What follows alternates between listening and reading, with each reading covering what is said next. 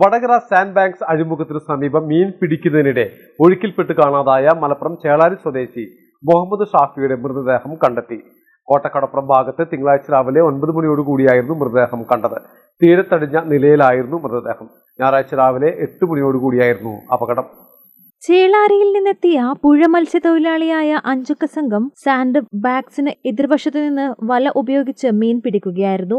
ഇതിനിടെ വല കടലിലേക്ക് ആഴ്ന്നപ്പോൾ മുഹമ്മദ് ഷാഫി തിരിച്ചുവലിക്കാൻ ശ്രമിക്കവേ ശക്തമായ ഒഴുക്കിൽപ്പെട്ടു. കയറ് എറിഞ്ഞുകൊടുത്ത് രക്ഷപ്പെടുത്താൻ കൂടിയുള്ളവർ ശ്രമിച്ചെങ്കിലും വിജയിച്ചില്ല. മറ്റു മത്സ്യത്തൊഴിലാളികൾ അടുത്തെത്തിയപ്പോഴേക്കും മുഹമ്മദ് ഷാഫി ആഴത്തിൽ മുങ്ങിപ്പോയിരുന്നു. ഷാഫിക്കായി വിവിധ വകുപ്പുകൾ കേന്ദ്രീകരിച്ച് തിരച്ചിൽ ആരംഭിച്ചെങ്കിലും പ്രതികൂല കാലാവസ്ഥ തിരിച്ചടിയായി. പുഴയും കടലും ചേരുന്ന ഭാഗമായതിനാൽ അടിയൊഴുക്ക് ശക്തമായതും തിരച്ചിലിനെ ബാധിച്ചു. കൂടാതെ ശക്തമായ തിരമാലയും മഴയും തിരച്ചിലിന് തടസ്സം സൃഷ്ടിച്ചു. പരിശീലനം ലഭിച്ചവർക്കും ഈ സ്ഥലത്തെ പറ്റി അറിയുന്നവർക്കും മാത്രമേ രക്ഷാപ്രവർത്തനത്തിൽ ഏർപ്പെടാൻ സാധിക്കുമായിരുന്നുള്ളൂ.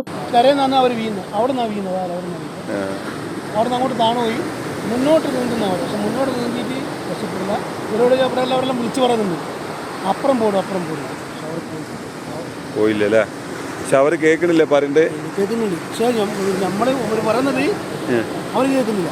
എന്താ വെച്ചാൽ ഞാൻ താഴോട്ട് പോയി കഴിഞ്ഞാൽ കടലൊക്കെ പോകുന്നതെല്ലാം മനസ്സായവർക്ക് ചിന്ത മാറിപ്പോയി. അതിലാള് പേടിച്ചു പോയി. താഴോട്ട് പോയി അപ്പൊ അവിടെ നല്ല ആഴാണോ? അവിടെ നല്ല ആഴം. അവിടെ നമുക്കൊന്നും പോകാനേ പറ്റില്ല, അത്രയാണ്.